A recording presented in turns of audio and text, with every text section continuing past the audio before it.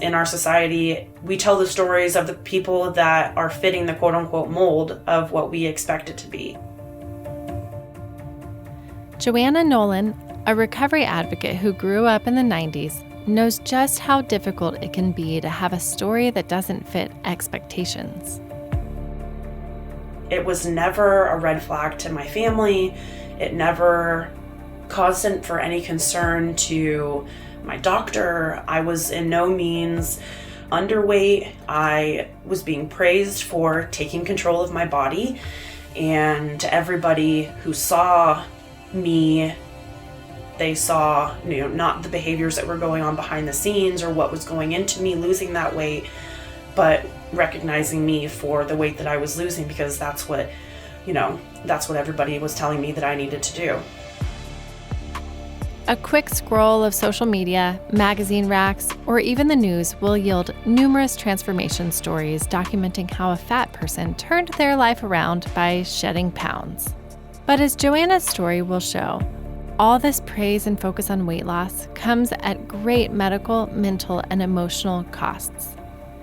So today we're exploring an eating disorder diagnosis so camouflaged that you probably didn't even know it existed. Atypical anorexia. Or more accurately, anorexia in people in larger bodies. We'll look at how fat phobia impacts the medical system, insurance, and even treatment centers. Plus, Joanna will share her most practical wisdom on navigating a weight loss-obsessed world as a person in recovery and living in a larger body. You're listening to Mental Note Podcast. I'm Ellie Pike.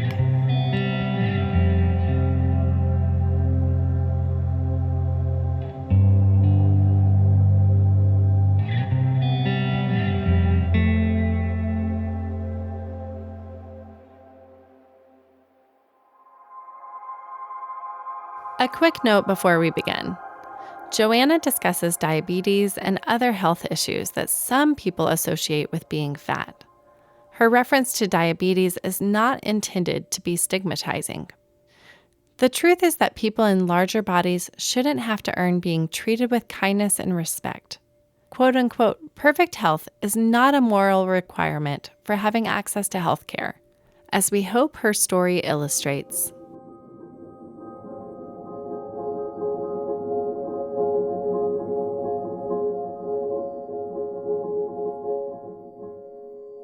Joanna's awareness of weight and its negative connotations began at a young age. So my story started back when I was a little kiddo. And this goes back to as young as me being in kindergarten, so 5 years old. I have diabetes in my family, and that was always a big concern with my pediatrician, was that if I didn't get my weight under control as a kiddo, that was something that I was going to develop as a young adult, as an adult. So there was always a lot of discussion at a very young age around weight, and that actually led to a prescribed weight loss medication. So imagine a kid who their entire daily routine revolves around the talk of food, not only at home, but also at school. I was constantly made fun of for not looking like all the other kids, all the other girls. I was not thin. I was not, I was heavier set. Then at home, there was a lot of focus around what it was that I was eating and how I was going to control that, and what I couldn't eat, what I could eat, if I was going to get enough exercise. I was an active kid. But this relentless emphasis on Joanna's size didn't let up as she progressed from elementary to junior high to high school, eventually wearing her down and erasing her joy for life. I'm tired of being that kid. I'm tired of not being invited to, not getting asked to the school dance based off of what I looked like, or not having specific friend groups because of what I looked like. And it wasn't until I graduated from high school that I started to take matters into my own hands. And so, all the pain Joanna had experienced began transforming into disordered behaviors. I started exercising a lot. I started to see results, and that became, if I do this or this and this, then I will see it come off even faster. And then I started to get recognition from, my family members, the peers that I had and went through school with also then started commenting on how I looked. And, for being a kid who all I wanted was to fit in and to be accepted by my peer group and by society. And now I'm finally getting that recognition for all of these things that I'm secretly doing behind closed doors. I knew that the more that I did, the more weight I would lose. And it then started to morph into heavy restricting. I wanted to reach that next size, that next weight, and I would put in extra hours at the gym or would restrict more, and it left me feeling so empty, and it was just never enough for me. It was never enough. I just want to pause and empathize with you, because as a child, you think that every grown-up and every doctor knows what they're talking about and they're doing the right thing. And I am so sorry that it was your experience that so many people around you had such a fear of fatness that you were put on diet pills at age 5. That's terrifying. So thank you, first of all, for sharing that piece of your story. And then second of all, I will let you jump back into where you were leaving off of really getting praise, because that's what people were noticing, right? Mm-hmm. Yeah. Everybody around me sees this happy-go-lucky person because that's what I showed everybody, and was then also still getting praised for, you're beautiful, you look so happy, you've got your quote-unquote life together because I'm doing all of these things and I appear to be all of these things to all of these people that are around me, yet they don't understand what things are going into me looking this way. This then brings us to the first time that the word eating disorder was ever mentioned. I was sitting in a class. All of a sudden, I just did not feel good. I was just in excruciating pain, and I called my mom, and she was concerned, and she was at work, and she said, go to the hospital. I'll meet you there. I'll never forget sitting in one of the bays in the hospital, and the doctor came in, and he had asked my parents to leave, and was asking me questions, and he was like, tell me what you typically eat in a day. What have you eaten today? And, I told him it was very little at the time. And he was like, are you active? Are you an active person? And I was like, well, yeah, I'm definitely active, and I went through my entire regimen with him. And he mentioned, have you ever been treated for an eating disorder?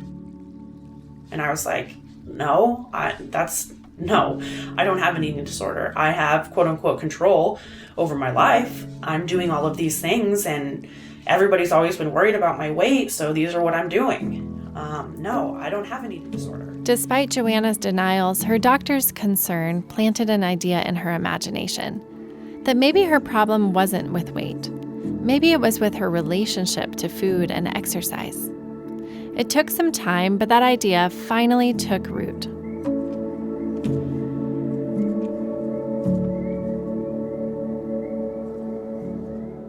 I was so unhappy, and I just remember sitting at home and was like, there has got to be more to life than this, than revolving my entire day around eating and what I was going to eat for the day and what I was going to give myself permission to have. And if I didn't do A, B, and C, that I wasn't good enough to be loved or have relationships or to be happy. And I knew that there was more to life than that. I made an appointment with my doctor, and I remember sitting in his office, and he was like, okay, why are you here today? And I just broke down.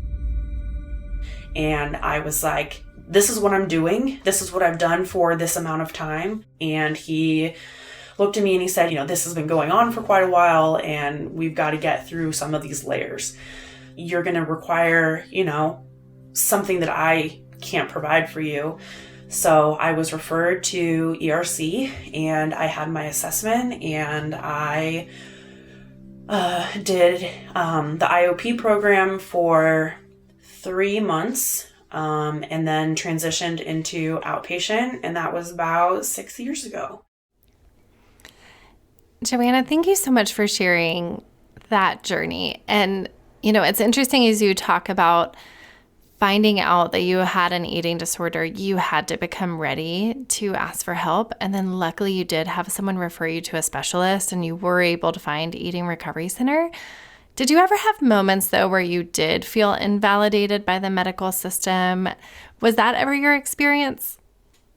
I mean, there were many times that I definitely felt invalidated. Even when I first started treatment, when you have somebody who has developed layers and layers and layers of behaviors, of dialogue from not only society, but internally since the age of 5. And now I am 30, something when I went into treatment. That's a long time a lot of things to break through. And I really think that I would have benefited more from and more intensive treatment to get deeper into those layers versus what I was authorized for based on insurance. So let's dig into that for a second. So when you were diagnosed with an eating disorder, what was your diagnosis? So I was diagnosed with atypical anorexia, which is a subcategory of OSFED. So when you were diagnosed with atypical anorexia, I'm sure you were probably a little perplexed, like, wow, is this a diagnosis? Because I know for a lot of folks that is a question that they have. But basically, it's saying that you had a diagnosis of anorexia, but you live in a more diverse body, so a larger body. So you are saying that you probably needed more intensive treatment for your eating disorder, but because you were labeled as atypical anorexia, insurance really only approved you for more of an outpatient setting, like intensive outpatient. So what did that feel like to you? For me, I didn't feel validated that I was sick enough to need the treatment, that I was being told that I wasn't sick enough or good enough at these behaviors or this eating disorder to receive the treatment that I thought that I needed.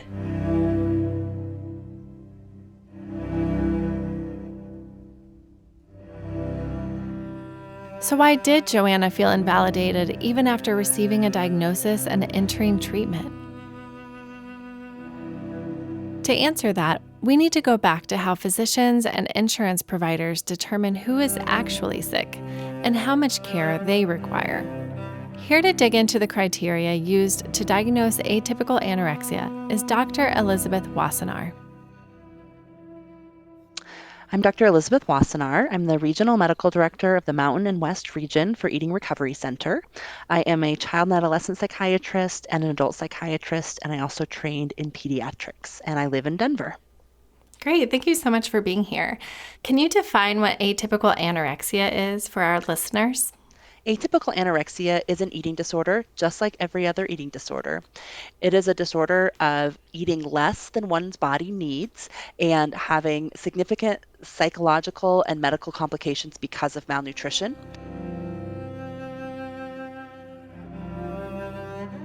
Atypical anorexia and anorexia nervosa are essentially the same disorder. The caveat being that people with atypical anorexia nervosa are not in bodies that are underweight. That does not necessarily mean that they are not in a weight suppressed body, but just by the typical scales that we have used to judge typical body sizes and shapes, people that are atypical anorexia are not on the lower end of those scales. So it becomes really challenging for folks to get this diagnosis, I imagine. Do you notice that folks in diverse bodies who have these restrictive eating patterns ever get missed by medical providers? We know that these patients get missed all of the time. They miss themselves. So patients with atypical anorexia are much less likely to notice for themselves that they have an eating disorder.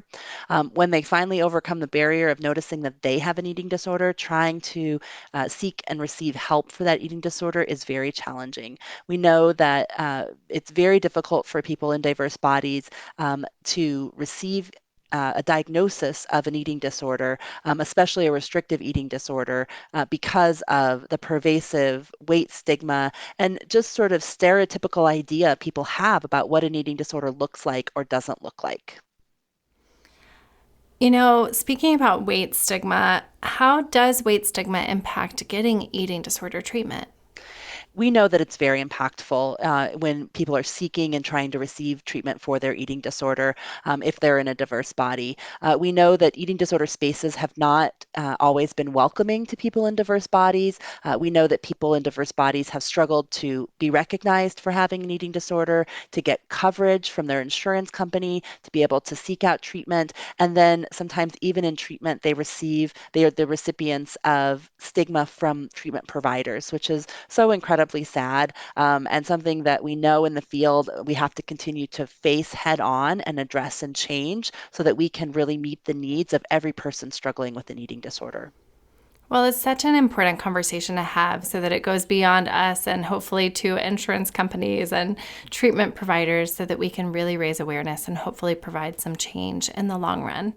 Absolutely. One of the things that we know, while we create more spaces for people in diverse bodies to receive eating disorder treatment, that it allows us to gather more good data so that we can show how impacted their bodies are by their eating disorder. We know now that the degree of weight suppression is actually a much larger risk for significant medical complication than just an arbitrary number on a scale. So we wouldn't have that data unless we created spaces where we could allow diverse bodies into treatment and we could actually see what the eating disorder is doing to their body. So it is so very, very important that we create spaces for people to be able to seek and receive care, and that we can use that information then to create even more opportunities for treatment for people going forward.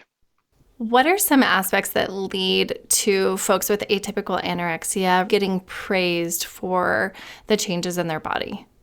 So we live in a culture that's really steeped in diet culture, weight loss culture. The new year brings all sorts of resolutions and new year, new you sort of mindset. And so, we live in a culture where when people lose weight, it's often something that people praise, and they want to know what's your secret, how'd you do it. It is so highly valued.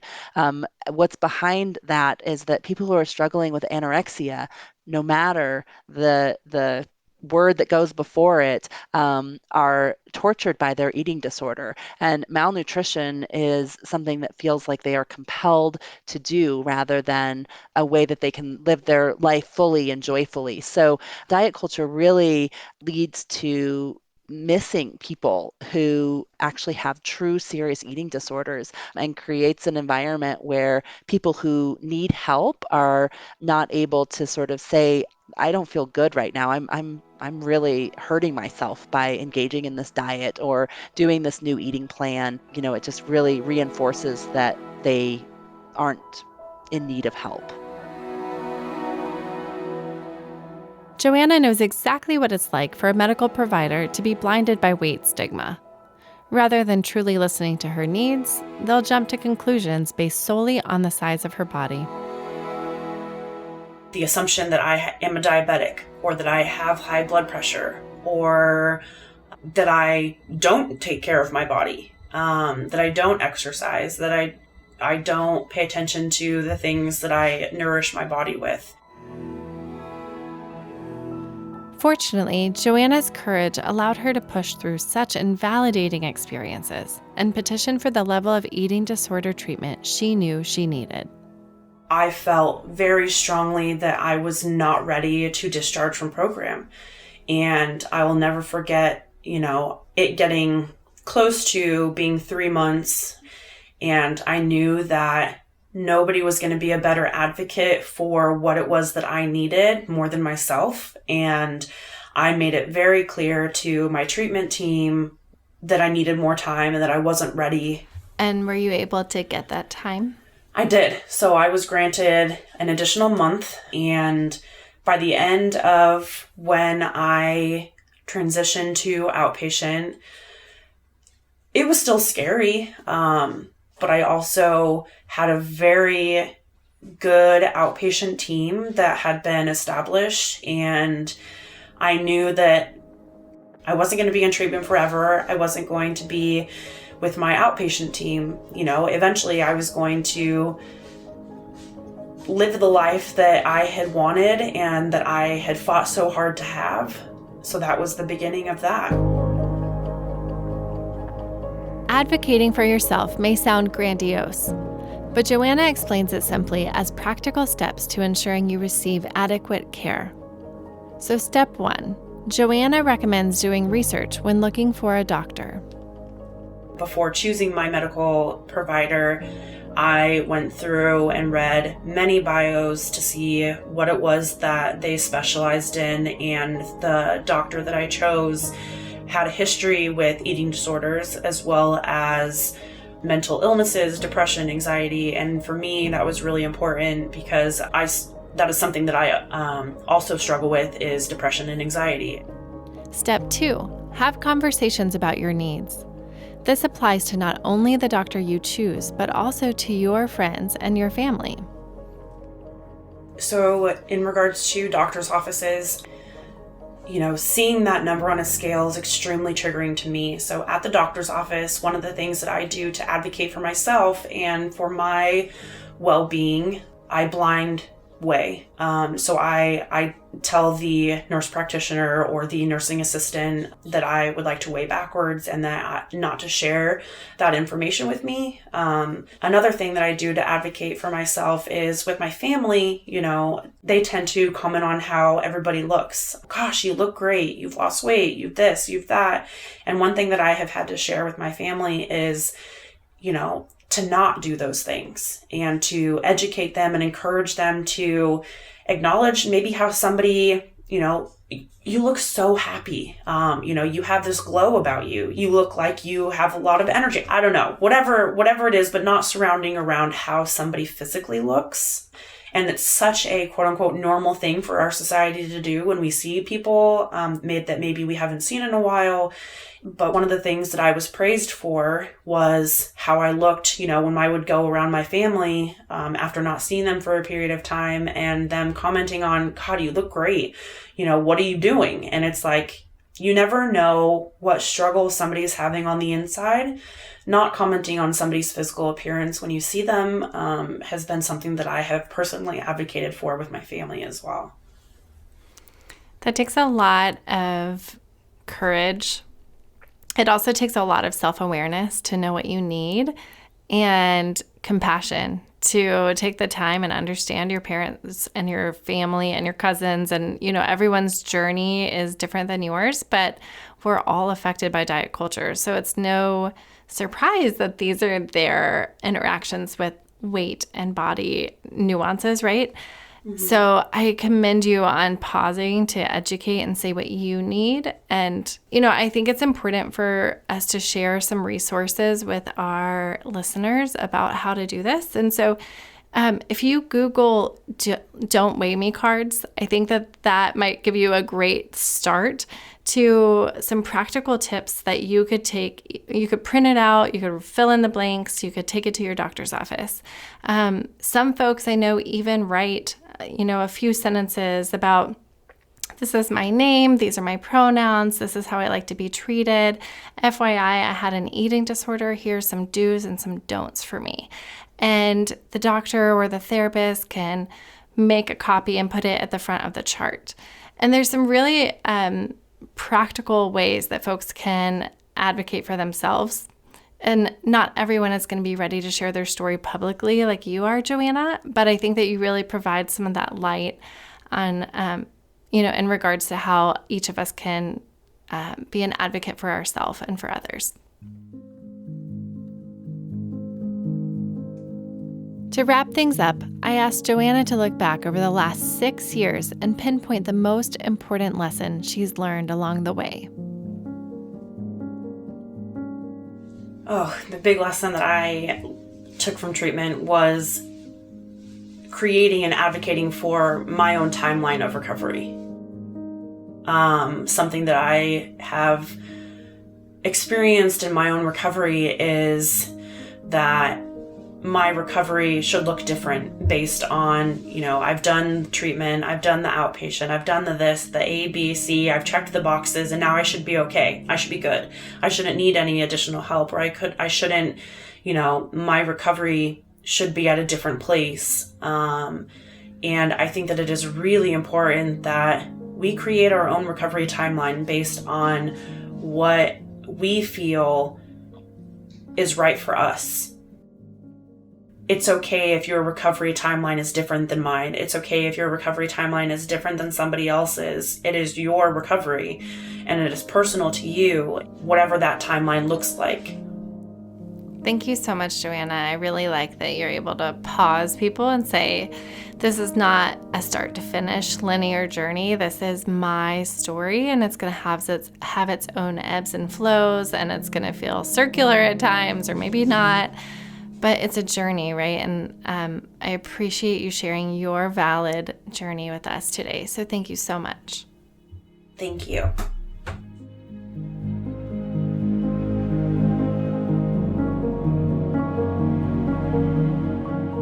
Joanna's story really seems to be about the unexpected and unintended consequences of obsessing over weight and fatness, especially with young kids.